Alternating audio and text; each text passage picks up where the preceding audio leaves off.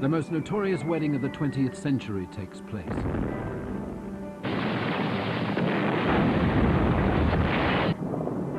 There are no flowers, no rings.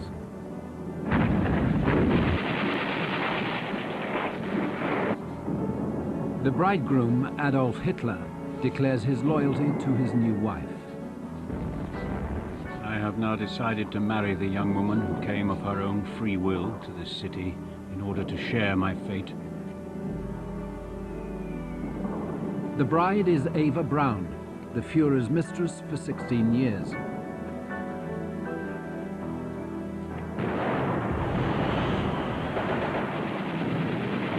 Above their heads, the Russian army is moving in for the final kill.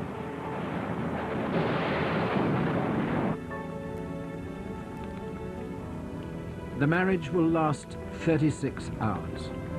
The next day, Mr. and Mrs. Hitler kill themselves. She goes to death with me as my wife, according to her own desire. Their bodies are dragged out of the bunker and burned. Within a week, the war in Europe is over. To the outside world, the woman who became Hitler's wife was totally unknown. Their relationship was one of the best-kept secrets of the Third Reich. What really lay behind the story of Adolf and Eva? Did they love each other? Was Hitler capable of love? What was their sex life? Indeed, did they have sex at all?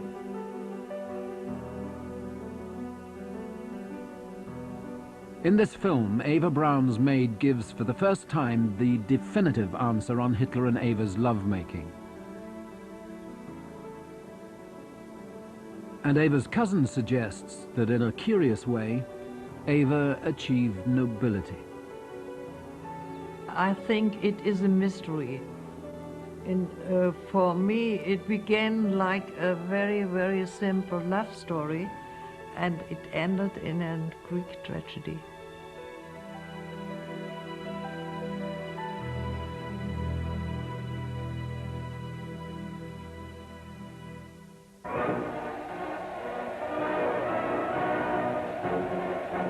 Adolf Hitler may now seem unattractive, even repulsive, but at the height of his power, he was the most desirable man in Germany. In his own way, at the time, he must have been very attractive. Power is very attractive. You know, it is a sexual, huge sexual command. Hitler hat eine ganze Anzahl von Verehrerinnen, ja. Hitler had a whole number of admirers. First of all, there were the ordinary people. Then there were the more intensive admirers. And finally, the hysterical ones, who would shout out loudly, "Herr Führer, I would like to have a child with you."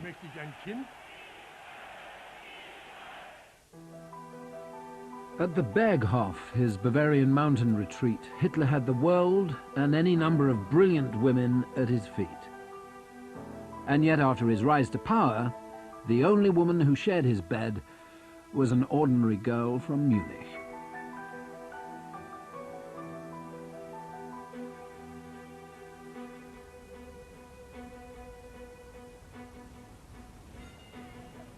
The Schellingstrasse, Munich, 1929.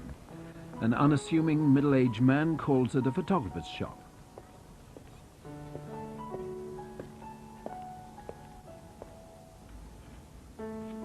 Inside, a 17-year-old trainee, Eva Braun, returns some albums onto the shelves. She cuts a striking, youthful figure. The man is instantly attracted. Later, Eva tells her sister, "I remember him devouring me with his eyes. After he had gone, my boss pulled me aside and asked me, 'Haven't you guessed who that gentleman is? Don't you ever look at our photos?'" That gentleman was an up-and-coming politician, Adolf Hitler, 23 years Eva's senior. She was impressed. She also was proud that a man so much older than her showed interest in her. And I don't know whether at that time she knew who he was or what he intended to be. Eva was a good Catholic girl from a respectable lower middle class background. Her father was a schoolmaster.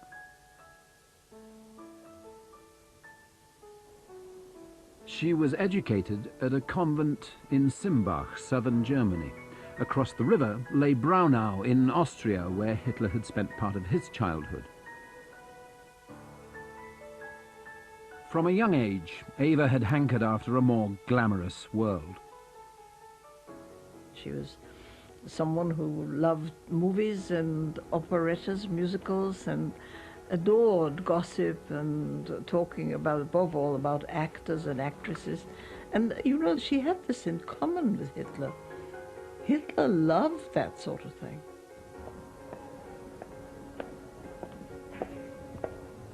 In the early days, the relationship was a furtive affair. Eva would wait for Hitler in Munich's Schelling Salon.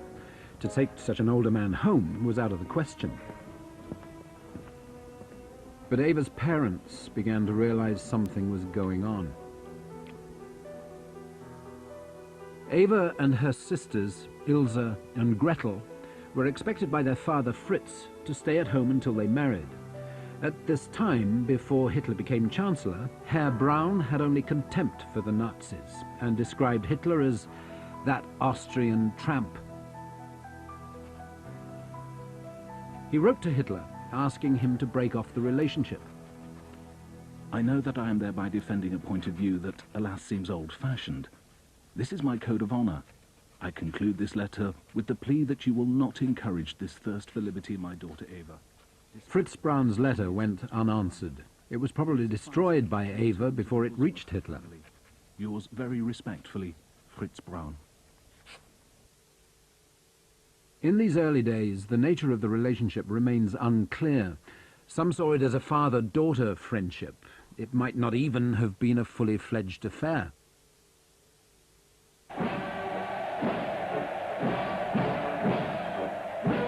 What is clear is that as Hitler began his rise to power, Eva became unhappy. She had wanted to spend time with her famous man, but the more his fame grew, the less time he had to spare for her. She was a very, very happy girl.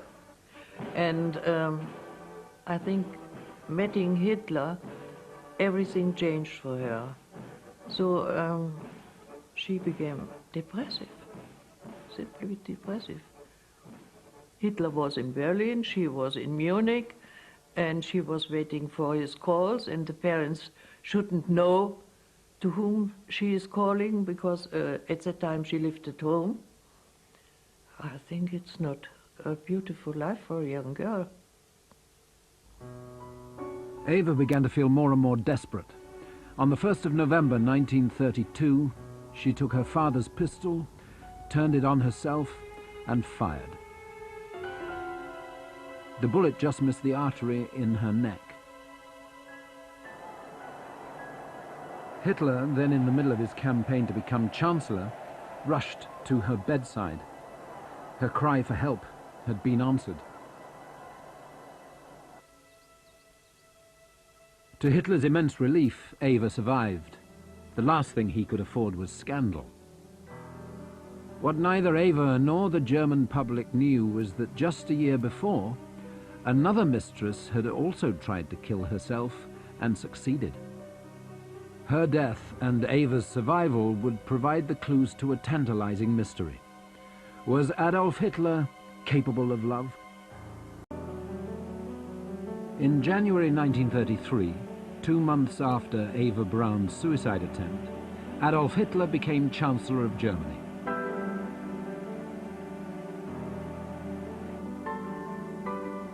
He began to spend 6 months of every year at the Berghof, his country seat of government in the Bavarian mountains.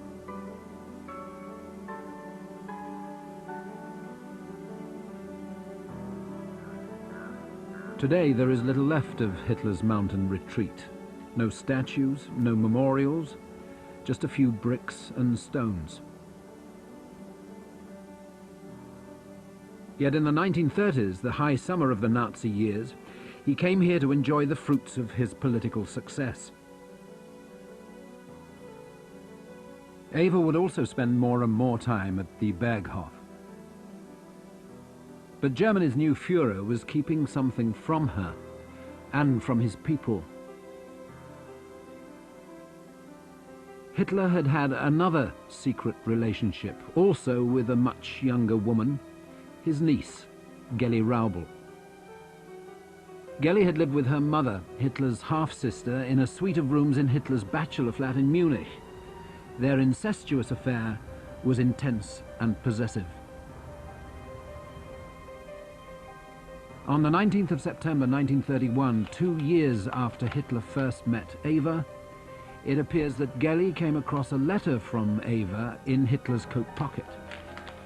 A few hours later, she was found dead. She almost certainly killed herself. Hitler was inconsolable after Geli's death. He created a special room in the Berghof to commemorate her. In that room there was a wonderful oil painting, and one day my wife said, "Look, Hitler is here. We must go to Geli's room and air it out and dust it." Then she said to me, "Do you know who that lady in the painting is? That is Geli." And I had no idea. That room was like a shrine to him, and Eva Braun never knew anything about that painting.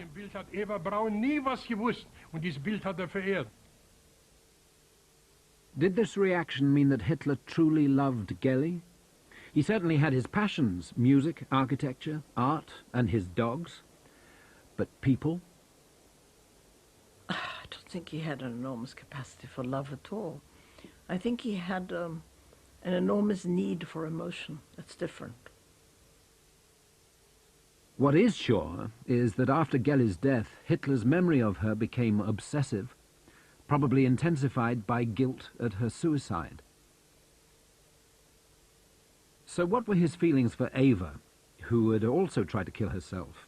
Was it love, affection, guilt, or a certain protectiveness? Eva was more than a convenience. It's easily said, you know. All right, so he was in love with Geli. She committed suicide. After that came Eva, and she was there to go to bed with. But I don't think so. I don't think so. I think there was more to it, and certainly she was very attached to him. There were certainly signs that he was fond of her. For example, the pet name Hitler gave Eva in private. Her housemaid, Gretel Mittelstrasse, found out about it after determined detective work by her husband. Das habe ich zwar nie gehört selber, das haben sie von der Öffentlichkeit nicht gemacht. I never actually heard it myself. They never used it in public. But there was a safe in the room between the 2 bedrooms to which I had a key. And in this were all the letters between him and her. I had access to it. I was never indiscreet, not something we ever did. But my husband was determined to find out what he called her. And so, on one day, I pulled out a letter just far enough so that you could read the opening line, and it said, "My dear little one." Und das hieß dann mein liebes Chapel. Such language suggests the relationship of a sugar daddy with a pretty young thing. So what about sex? According to his enemies in the 1930s, Hitler was a sexual pervert.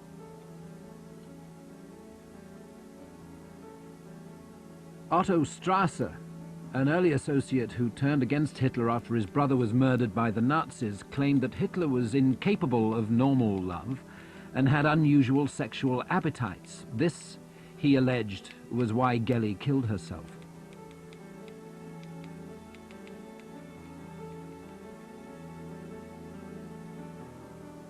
By contrast, Christa Schröder, Hitler's long-term secretary who kept a diary of her time with him, believed that after he rose to power, sex went out of the window.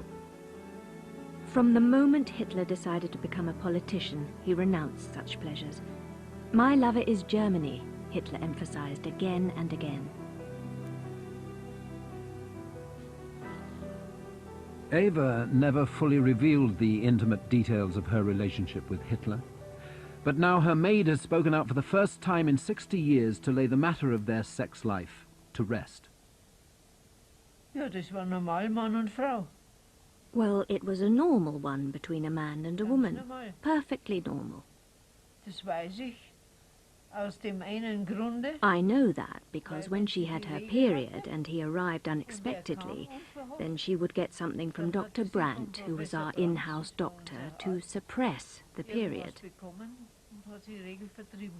I know that because I collected it from his room.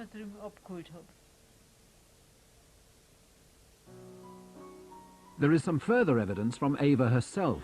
Hitler's drawing room was, she claimed, where they first made love. When the British Prime Minister Neville Chamberlain visited Munich in 1938, he sat on the red sofa in Hitler's drawing room. If only Chamberlain knew the history of that sofa, confided Eva to a friend. But any thoughts of a family were out of the question. Once we asked Hitler, "Why did you never get married?" He replied, I wouldn't make a good family man. I don't want any children of my own. The descendants of a genius have a hard time in the world. They are faced with the same expectations as the famous forefather and are not forgiven for being mediocre. Apart from that, they usually turn out to be idiots. It appears that for Hitler, Eva simply provided the comfort of sex and a bit of levity.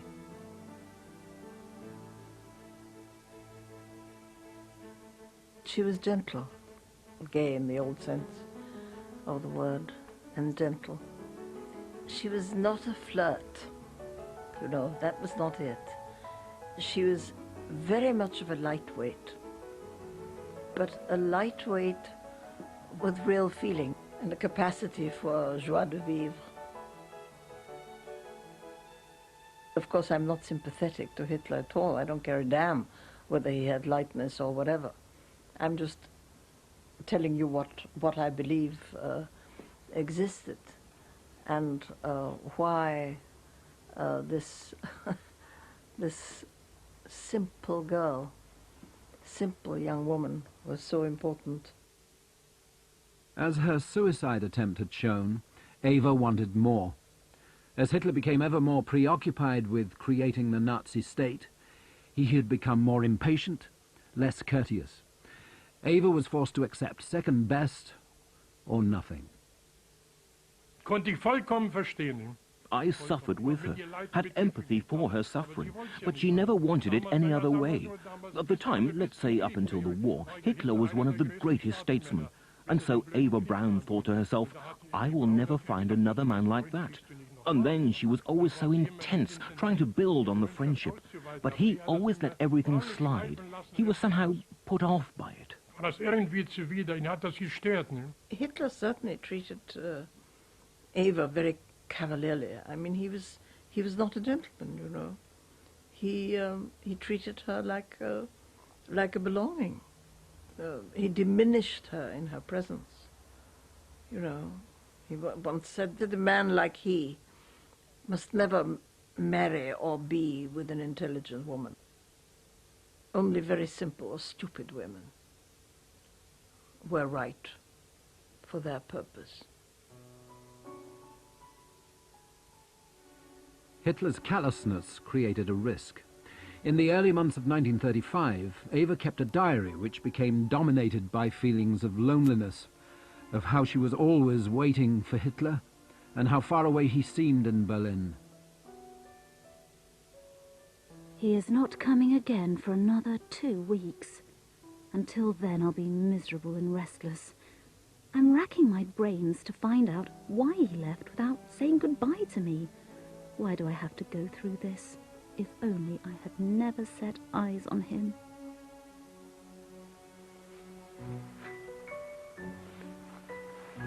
The weather is so wonderful, and I am the mistress of the greatest man in Germany and in the world.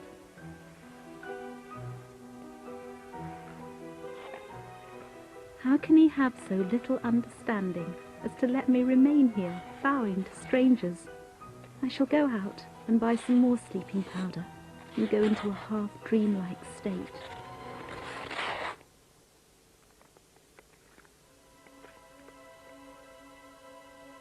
On May 28th, the last diary entry reads, If I don't receive a reply before 10 tonight, I'll simply take my 25 tablets and fall asleep very gently. That night, Eva took the tablets.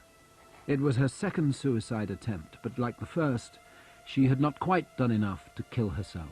It seems that it was another deliberate cry for help. Hitler, once again terrified of potential scandal, rushed to the hospital in Munich, bearing the present Eva had always wanted, a puppy.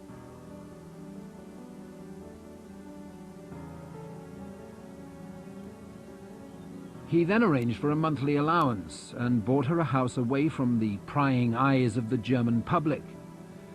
Her status, he assured Eva, was secure. She, and only she, would be the Führer's mistress.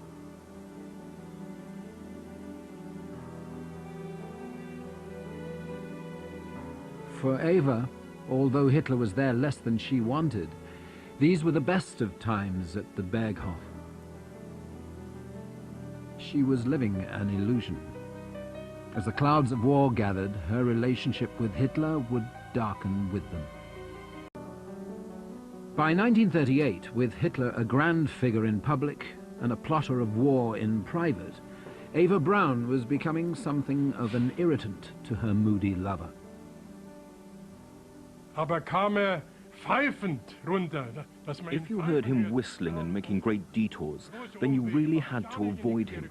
There was no talking to him, nothing to be had out of him. And that was something which Eva Braun often minded and often criticized him for. You've got that look again, that bad look, and your shoulders are hunched. And he would say, you don't know what weight I'm carrying on my shoulders.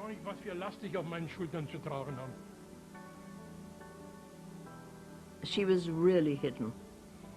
She was never allowed to attend meetings. I mean, she was always sent out of the room when anybody official came. Really sent out of the room, you know. She was not part of his official life, ever. That must have been painful, too, for her. In the summer, she would go swimming.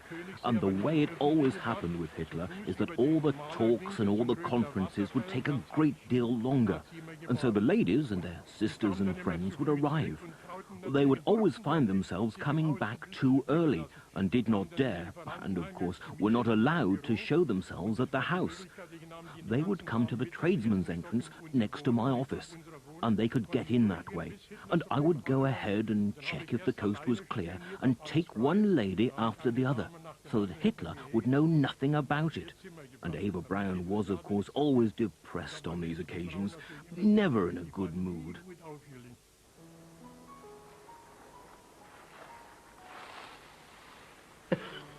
For me, she was a beauty, and she was very sportive, and with skiing, with swimming, with bicycling, with every kind of sport. She did it with up to obsession, and I think it was one of the reasons why she did it, not to think about her situation, to push it away.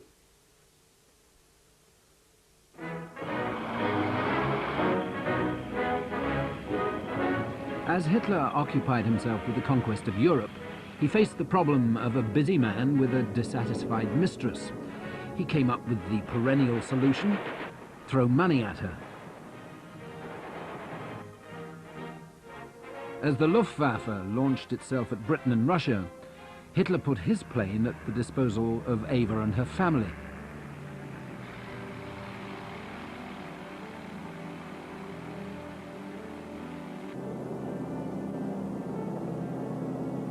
The Brauns were finally under Hitler's spell. They accepted the relationship. And yet Eva's father, who had now joined the Nazi party, still felt the Führer should make an honest woman of his daughter. His feelings were shared throughout the family. I admired her for being so beautiful, and I was ashamed, of course, I was ashamed.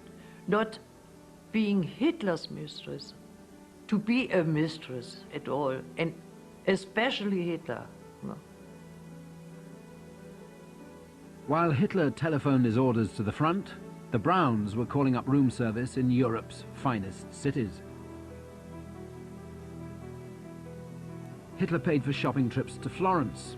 Eva's shoes came from Ferragamo, her underwear from the Champs-Élysées.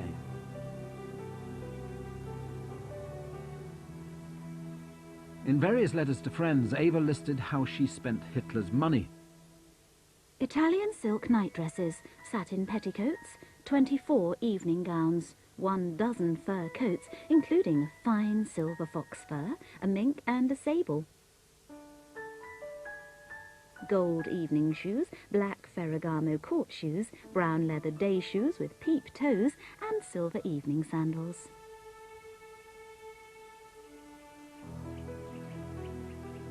The one possession she was missing was her Führer. He was now mostly at the Wolf's Lair in Rastenburg, East Prussia, close to what is now the Polish border with Russia.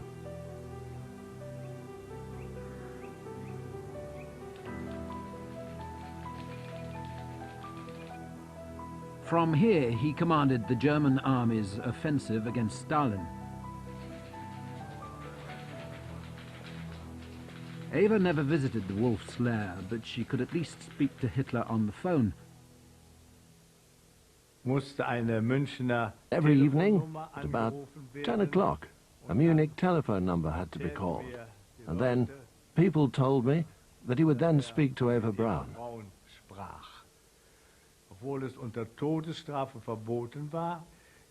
And even though it was forbidden under pain of death, the telephonist making the connection was able to listen in. I did so one day. She would mostly thank him for presents, and he would say, "Right then, the main thing is that you're happy." He would say, "I'm glad you liked it, so be happy and quiet until tomorrow then."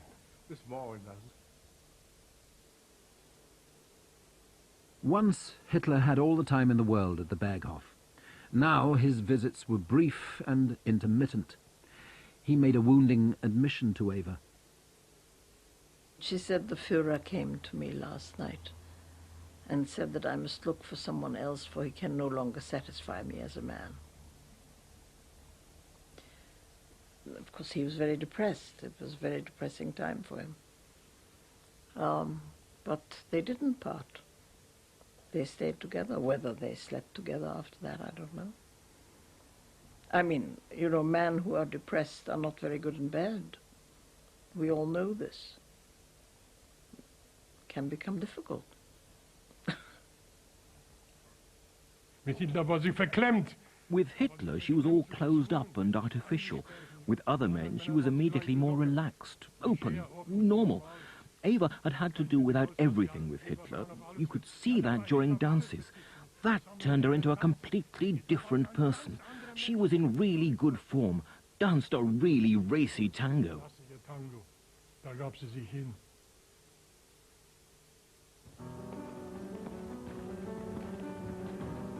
Did Eva's frustration with Hitler propel her just once into a fling with someone else? In January 1944 at the Berghof, she met Hermann Fegelein, the cavalry commander. He was young, handsome, an expert horseman, and a ladies' man. His duties as an SS liaison officer brought him close to Hitler, and even closer to the Führer's mistress. This unofficial liaison was not lost on the ever-watchful secretary, Christa Schroeder. It could not escape anyone's attention that she was attracted to Hermann Fegelein as a man, and that he also liked Eva Braun. Und der Fegelein hat an der Fuß Fegelein got his foot in the door. He was a great admirer of Eva Braun and would very much have liked to have had her. And Hitler would have let her go. That is something that's not often said. If Eva found a suitable man and wanted him, then he would let her go.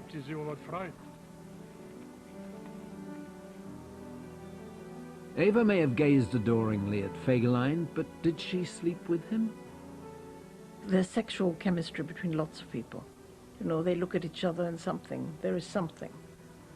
And if you think how very difficult it must have been with Hitler sometimes, I'm quite sure that she loved dancing, for instance. Fegelein was a very good dancer. You know, there was that sort of thing. I'm not trying to defend her. I don't think she needs defending. Besides, that's not the point. I don't care whether she slept with people or not. But I just don't think it fits. Doesn't fit. I think she was Hitler's girl. That's it. In the end, Fegelein did marry into the Braun family, but Eva was only the bridesmaid.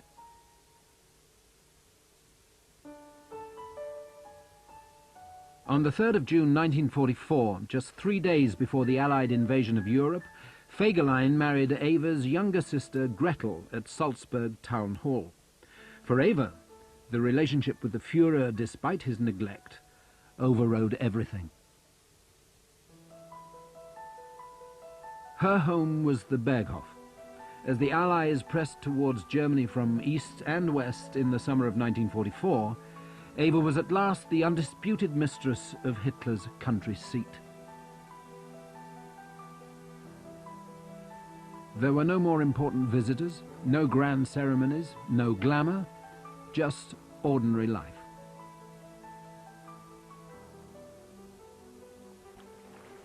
In July 1944, her young cousin Gertraud Weiske came to keep her company. They swam in the lakes and walked in the hills.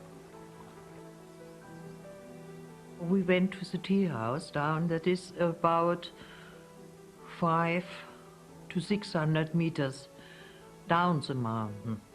And she had a key, we opened it, we sat down, and we were talking about everyday things. And yet even here, high in the Bavarian Alps, they were never fully alone. We went up the mountain a little bit when we were looking for strawberries, flowers, and always behind us there were SS people, and that was what was awful difficult for me, because I was always afraid to talk to Eva, because maybe they are listening, and this feeling was not good. I felt always under control. While Eva saw out the summer of 1944 with Gertraud in the relative peace of the Berghof, another violent world was about to engulf her. January 1945. The RAF was pulverizing Germany's cities.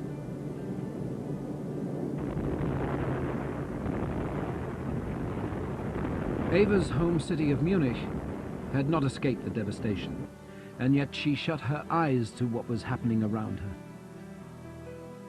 She ignored Germany's impending defeat, just as throughout her years with Hitler, she had been able to delude herself as to what kind of man he really was. Hitler protected this small circle amongst which he socially lived. He didn't really care, you know, what his generals knew. Of course his generals knew everything about everything bad that happened. And this was a matter of total indifference to him. What he didn't want was for those he emotionally depended on to know about it. By the time the first concentration camps were liberated by the Allies, Adolf Hitler had gone into hiding in Berlin, The full enormity of his crimes was becoming known to the world.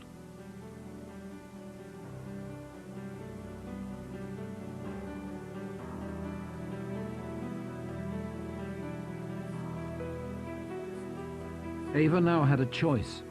Should she flee for safety, save her own skin and turn her back on Hitler? Or should she go to the side of the man she loved? In February, Eva, her decision made, kissed her parents goodbye. Her mother later recalled that the kiss was exceptionally long. Denn der Hitler hat angeordnet, dass sie auf jeden Fall am Berghof. Hitler had definitely ordered that she was to stay at the Berghof. Things in Munich and Berlin had become so dangerous. And we almost had an argument about that, she and I, because I was determined to stop her from going. I said, the boss wanted it this way. We always called Hitler the boss, but there was no stopping her. She upped and went.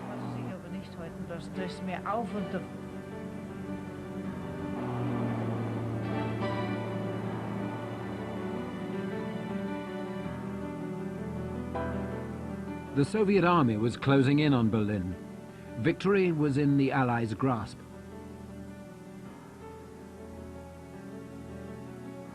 Hitler and his entourage had taken refuge in a bunker beneath the Reichschancellery. Rochus Misch was one of Hitler's bodyguards in the Führer bunker.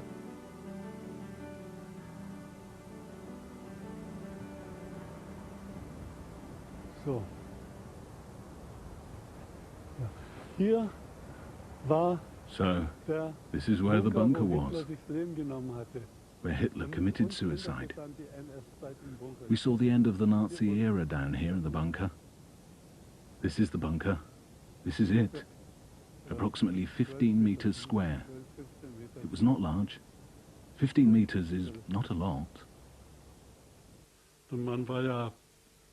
It was very depressing down there, and I did not feel at all happy that the head of the unit had posted me to the bunker. I would have preferred not to have to do my duty down there, but they always wanted you to do a good job, and if you had not been so good, they would probably have sent someone else.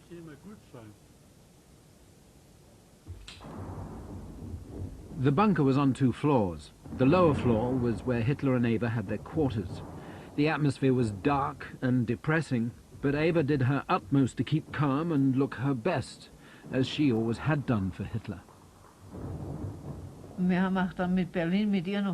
We did then speak to her on the telephone in Berlin when conditions became increasingly serious. My husband said, "My lady, we will get you out from there. I have colleagues there, we will get you out." "No," she said, "I will stay with the Führer right up to the end." That was the last I ever heard of her. She brought an element of life into Hitler's life, which existed for him in the early 30s, but not after 1941. You know, after Stalingrad, everything changed. The atmosphere changed radically around Hitler. And she maintained a lightness for him.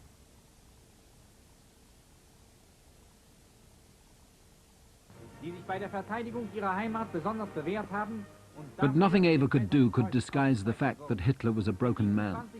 She confessed to his secretaries that his appearance shocked her. After an absence of a few months, he had aged by a decade.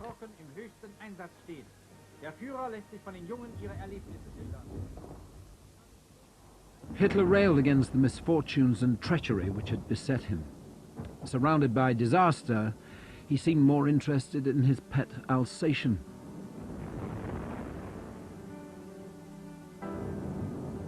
Hitler's birthday was on the 20th of April.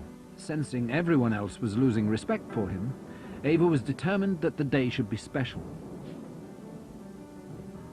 The Nazi High Command came to wish him well before quietly slipping away. After Hitler had gone to bed, Eva persuaded her guests to accompany her above ground into the ruins of the Reichschancellery. It was the last time Eva Braun would dance until dawn. One of her partners was Hermann Fegelein. Christa Schroeder watched them. I have a picture etched in my mind. At the end of a dance, as she lay in his arms, they gazed into each other's eyes with tenderness and longing.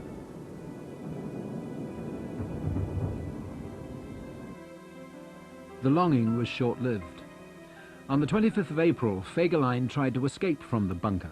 He was found with a girlfriend in an apartment in Berlin. At the time, his wife, Eva's sister Gretel, was pregnant. On Hitler's orders, Fegelein was brought back to the bunker and shot. Eva's brother-in-law had been killed by her lover. Deserted, betrayed, and finally accepting that the end was near, Hitler began to put his affairs in order. There were always comings and goings, and suddenly a complete stranger turned up, who I did not know. So I said to my friend the technician, "Who is that?" I did not know that man at all. My friend then told me he was an official from the registry office. The Führer was going to get married.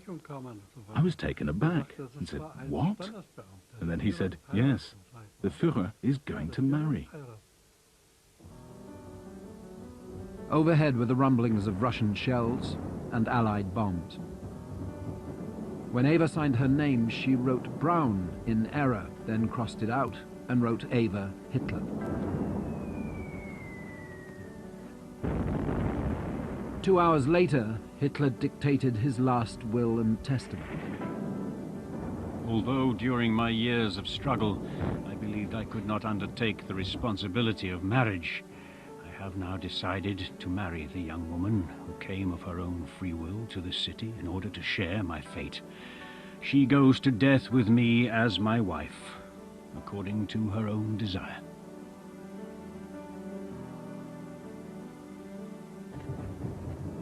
Eva wrote to her sister Gretel in Munich, I must write you these words so that you will not feel sad over our end here in the shelter.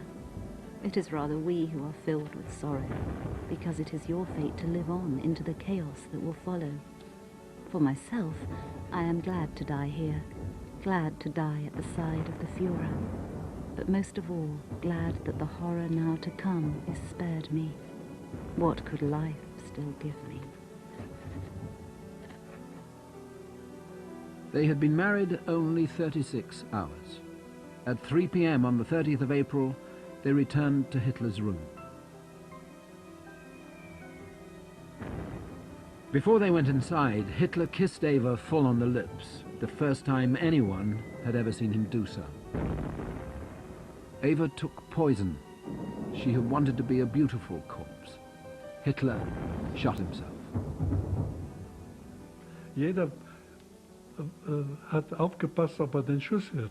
Everybody was waiting to see whether they could hear the shot. We knew he would shoot himself, and everybody was waiting. And then somebody called out, "I think the time has come." I did not hear a shot, but someone must have heard it. I do not know who called out. Well, when that person called out, everything went quiet. It was very quiet for a few minutes, and then I wanted to see what had happened. I can't remember who opened the door, but when the door was opened, I was interested to see. I went over a few paces to the right, and there I could see how Hitler had fallen. And Eva Braun was on the sofa, and she was wearing a dark blue dress with white sequins. And then, after I'd seen it, I ran away, but I became frightened and was afraid and confused and went back. And as I came back, I could see how Hitler was being wrapped in blankets on the floor. There were those moments when the doors were open, when you could see. I still managed to see that, and then I ran away. I went to the commander of our unit in the new Reich Chancellery and made my report. The Führer is dead. He is being carried out.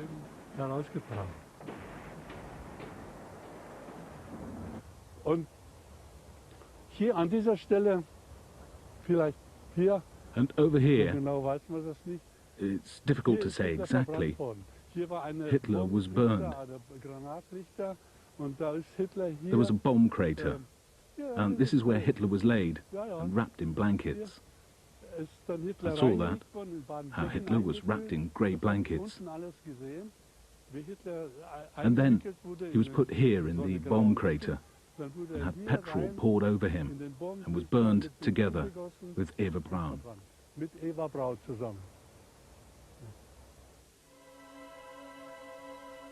Within days of Hitler and Eva's suicide, Germany had surrendered to the Allies. Berlin was in ruins, and the Nazi reign of terror was over.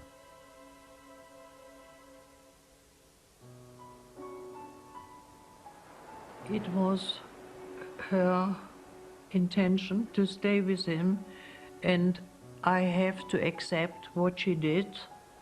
She is a grown-up person. I think she thought about what she was doing. It was the wrong man, but I have to respect it. It began like a very, very simple love story, and it ended in a Greek tragedy. There are no memorials or monuments to Hitler and his mistress. No headstones, no graves. Their ashes have disappeared forever.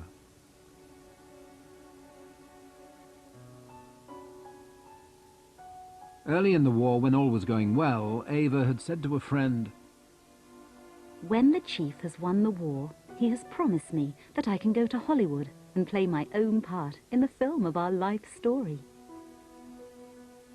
But she was wrong. What had been the fantasy of a glamorous life with a famous man turned out to be a terrible illusion.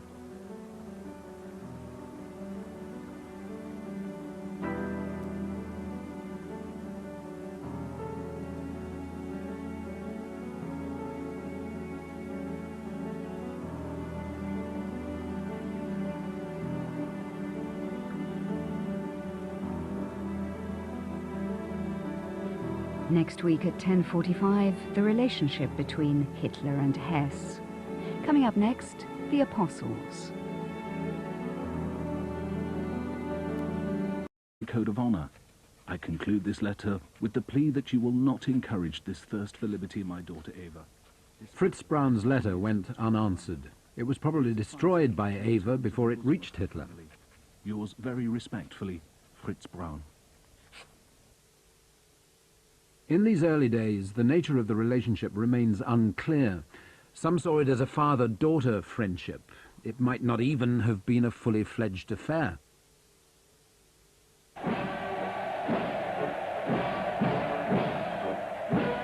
What is clear is that as Hitler began his rise to power, Eva became unhappy. She had wanted to spend time with her famous man, but the more his fame grew, the less time he had to spare for her. She was a very, very happy girl. And I think meeting Hitler, everything changed for her. So she became depressive, simply depressive. Hitler was in Berlin, she was in Munich, and she was waiting for his calls, and the parents shouldn't know to whom she is calling, because at that time she lived at home. I think it's not a beautiful life for a young girl. Eva began to feel more and more desperate.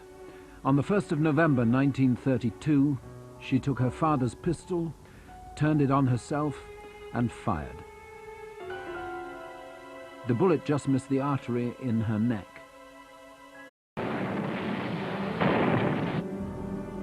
The most notorious wedding of the 20th century takes place.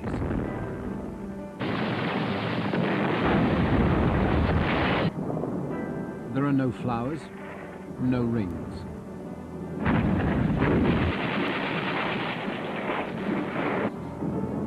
The bridegroom, Adolf Hitler, declares his loyalty to his new wife. I have have now decided to marry the young woman who came of her own free will to this city in order to share my fate. The bride is Eva Braun, the Führer's mistress for 16 years.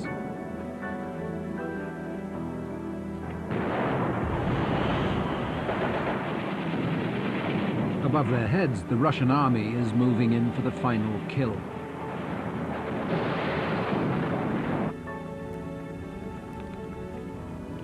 The marriage will last 36 hours. The next day, Mr. and Mrs. Hitler kill themselves. She goes to death with me as my wife, according to her own desire. Their bodies are dragged out of the bunker and burned. Within a week, the war in Europe is over. To the outside world, the woman who became Hitler's wife was totally unknown. Their relationship was one of the best-kept secrets of the Third Reich. What really lay behind the story of Adolf and Eva? Eva was a good Catholic girl from a respectable lower-middle-class background. Her father was a schoolmaster.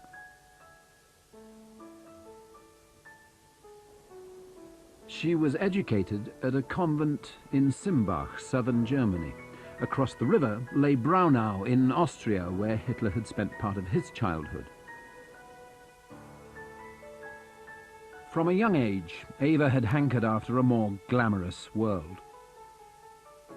She was someone who loved movies and operettas, musicals, and adored gossip and talking about, above all, about actors and actresses. And, you know, she had this in common with Hitler. Hitler loved that sort of thing.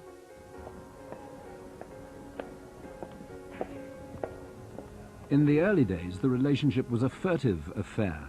Eva would wait for Hitler in Munich's Schelling salon. To take such an older man home was out of the question. But Eva's parents began to realize something was going on. Eva and her sisters, Ilse and Gretel, were expected by their father Fritz to stay at home until they married. At this time, before Hitler became Chancellor, Herr Braun had only contempt for the Nazis and described Hitler as that Austrian tramp. He wrote to Hitler, asking him to break off the relationship. I know that I am thereby defending a point of view that, alas, seems old-fashioned. This is my old with you.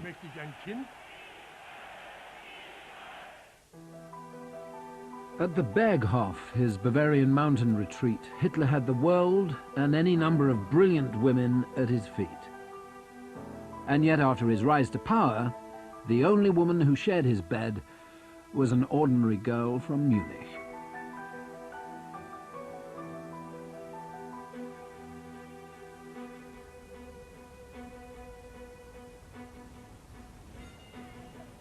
The Schellingstrasse, Munich, 1929. An unassuming middle-aged man calls at a photographer's shop.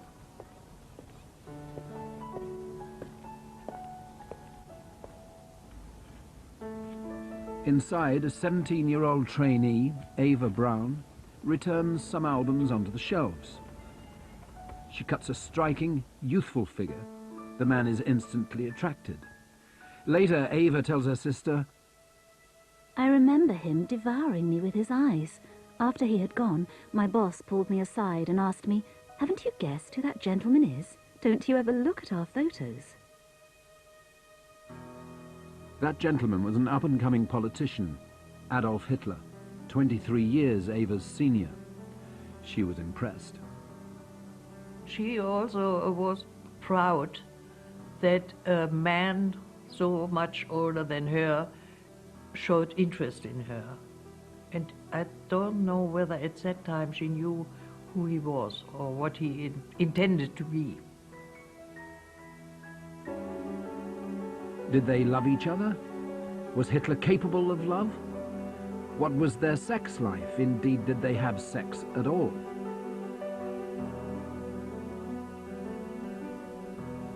In this film, Eva Braun's maid gives for the first time the definitive answer on Hitler and Eva's lovemaking. And Eva's cousin suggests that in a curious way, Eva achieved nobility. I think it is a mystery. And for me, it began like a very, very simple love story, and it ended in a Greek tragedy.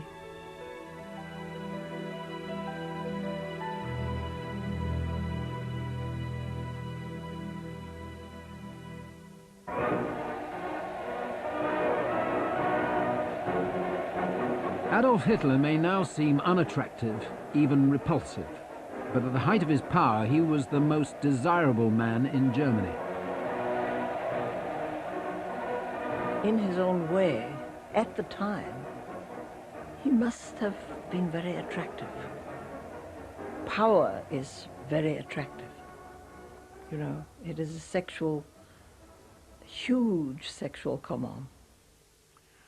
Hitler hat eine ganze Anzahl von Verehrerinnen, ja. Hitler had a whole number of admirers. First of all, there were the ordinary people. Then there were the more intensive admirers. And finally, the hysterical ones, who would shout out loudly, "Herr Führer, I would like to have a child."